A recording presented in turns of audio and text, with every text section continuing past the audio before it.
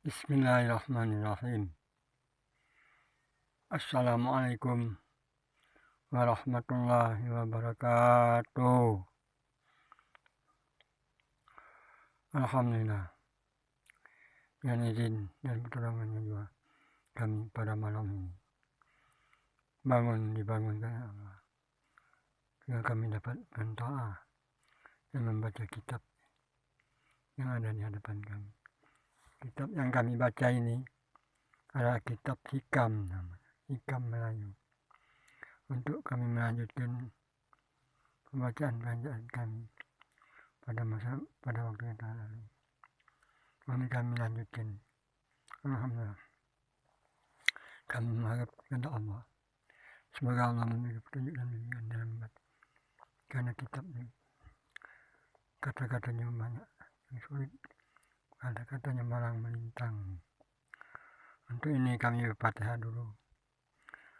Al-Fatihah ila hadratin nabiyina Muhammadin sallallahu alaihi wasallam wa ala alihi wa dzurriyyatihi ajma'in, wa khususan ila arwahi a'immatil abatil mujtahidin wa ila hadratis sultanil awliya Syekh Abdul Qadir Jailani Qaddar inniyat sholihat lillahi ta'ala qila bil Fatihah. Bismillahirrahmanirrahim.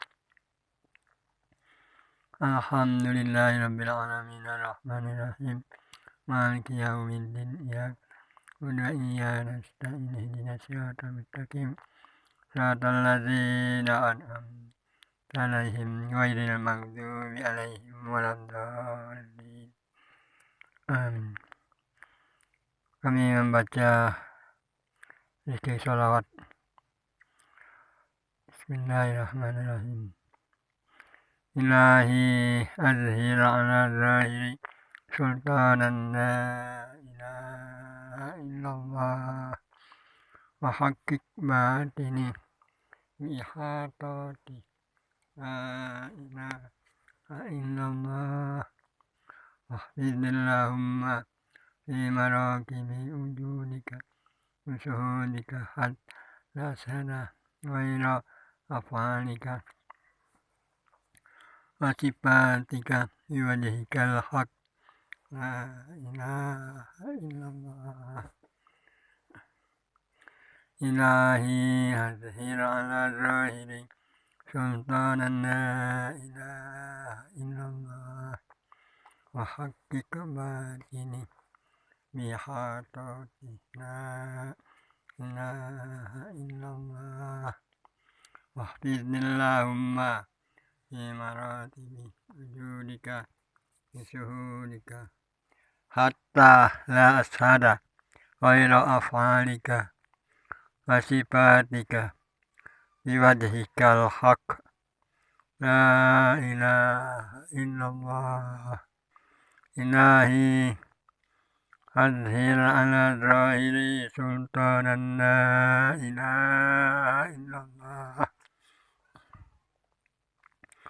wa haqiq batini bihatati la ilaha illallah wahfidillahumma fi maratibi wujudika bisuhudika hatta la ashana ghaira af'alika wasifatika biwajhikal haq la ilaha illallah Muhammadur Rasulullah la ilaha illallah Muhammadur Rasulullah. Bismillahirrahmanirrahim. Alhamdulillahi rabbil alamin wassalatu wassalamu ala asyrafil anbiya'i wal mursalin wa ala alihi wa sahbihi ajma'in wal 'aqibatu lil muttaqin wala haula wala quwwata illa billahil aliyyil azim. Subhanaka la ilma lana illa ma 'allamtana innaka antal alimul hakim. Amma ba'd.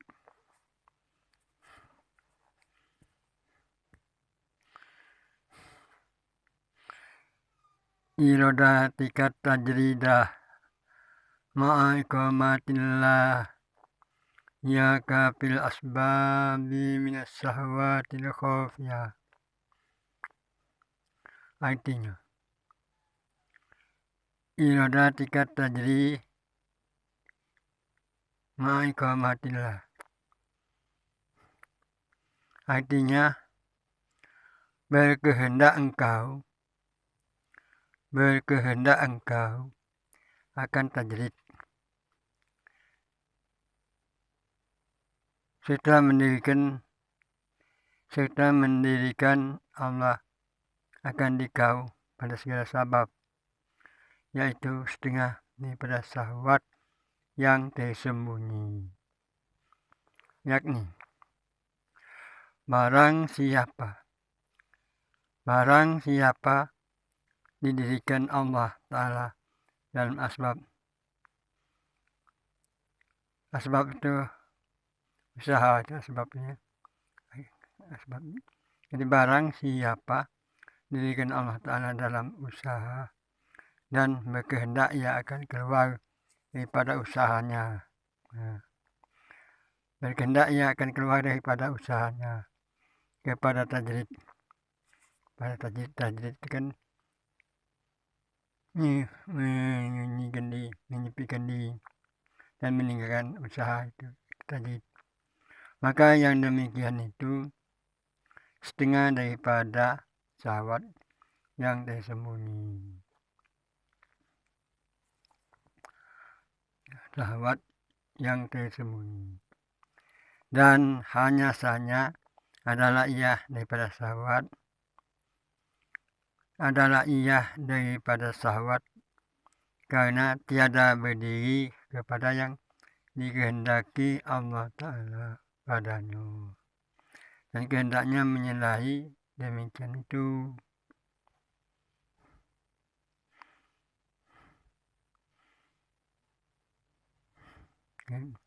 Dan hanya saja adalah ia tersembunyi. Yang tersembunyi itu adalah syahwat yang ada dalam diri itu. Ada kehendak. Karena bahwasanya zahirnya menghendaki keluar daripada nafsu. Dan hal yang demikian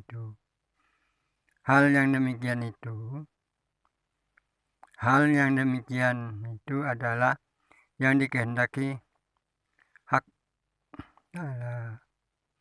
Tetapi daripada sekira-kira keredoi hak Ta'ala akan dia, tiada daripada sekira yang dikeredoi nafsu akan dia, dan yang dikeredoi Allah Ta'ala akan dia. Bagimu itu berdirimu pada yang telah mendirikan Allah akan dikau daripadanya. Nah, kita berlabuh dulu ya. Ini ada tentang dua masalah, tajrid dan asbab atau usaha ikhtiar. Kalau asbab itu terletaknya di dalam usaha ikhtiar, itu usaha asbab. Kalau tajrid itu orang yang dalam keadaan meninggalkan usaha ikhtiar untuk menuju kepada Allah dan berada di sisi Allah, berada di samping Allah, itu tajrid. Jadi kalau orang yang asbab itu, yang dalam usaha dan ikhtiar itu seakan-akan orang itu jauh daripada Allah, tidak berada di sisi Allah, karena dia selalu sibuk dalam usahanya, dalam ikhtiarnya, dalam memenuhi kehidupannya sehari-hari. Nah, ini sifat-sifat yang mempengaruhi pada diri kita sebagai hamba. Jadi kalau kita melihat ada dua orang daripada hamba Allah. Seorang hamba ini didirikan Allah di dalam tajrid. Jadi dia tidak mengadakan usaha dan ikhtiar, hanya duduk menyempikan diri dengan membaca Quran, sembahyang, sholat, macam-macam lah dari dalam ibadat. Nah, kita jadi namanya. Dan yang mengusaha ini, dia tuh selalu dalam kesibukan untuk mengurusi usahanya. Nah, ya, dari usaha-usahanya itu dia tuh seakan-akan jauh, ibadahnya pun kurang.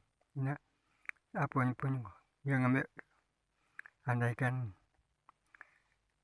pokoknya itu dari segi luarnya terpandang jauh dari Allah. Nah, uang yang tadi dari segi luarnya dia jauh dari segala urusan duniawinya, dia seakan-akan duduk di sisi Allah.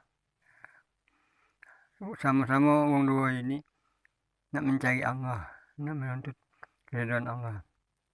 Cuman ada yang dijalankan, didudukkan Allah Ta'ala dalam keadaan tajrid, dan ada yang didudukkan Allah dalam keadaan berusaha. Nah, ini. Jadi kalau antara dua-dua ini nak keluar, salah satunya wong yang tajrid tadi keluar, nak usaha, nak ikhtiar, nak mencari kehidupan duniawi, dan wong tadi yang sikok tadi juga nak keluar dari usaha dan ikhtiarnya, nak mencari kehidupan dan menyepikan diri, meninggalkan usahanya. Nah, itu namanya dia nak menuju kepada tajrid. Nah, itu adalah kehendak hawa nafsu, kehendak nafsu. Karena di dalam diri kita ini, tidak sebagai hamba Allah, setiap kaluang yang dia namanya hamba Allah, pasti dia tahu bahwa dalam dirinya itu ada dua kekuatan yang saling mempengaruhi pada dirinya. Nah, ada yang mengikut kepada hawa, nafsu, syahwat, dan dunia. Ada yang mengikut petunjuk dan bimbingan dari Allah. Nah, dua-duanya itu dia tuh sama datangnya, tapi berlainan keluarnya. Ada yang keluar bagian luar, ada yang keluar bagian dalam, yang dalam bagian dalam. Jadi kalau yang luar bagian keluar, yang dalam seperti mengikut hawa, nafsu, syahwat, nah, itu keluarnya bagian luar. Nah, keluarnya bagian luar ini akan seakan-akan kejiwaannya jauh, tambah jauh daripada Allah. Dan bagian yang dalam ini, dia ke dalam, dia seakan merasa juga sudah dekat, sudah sampai kepada Allah. Padahal itu masih dalam perjalanan. Nah, itulah perbedaan antara tajrid dan kasab. Itu dipengaruhi oleh hawa nafsu. Ya. Karena nafsu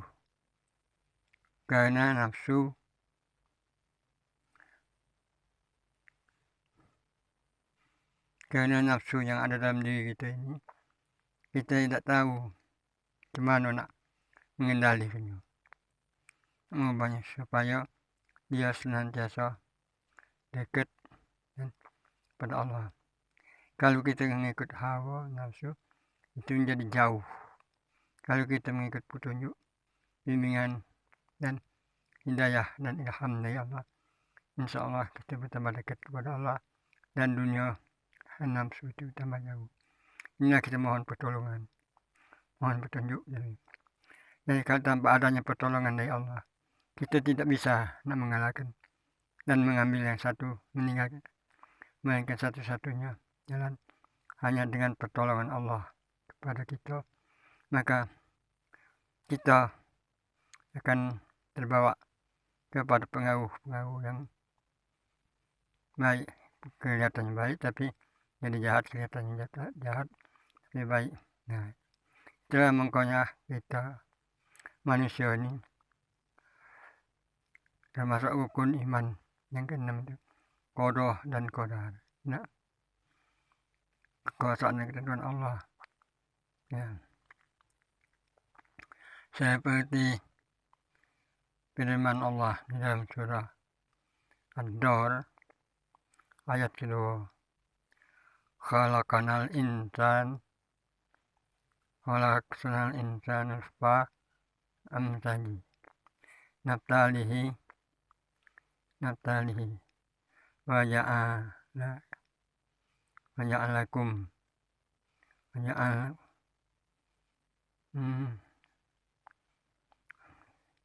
khalaqnal insana naftalihi.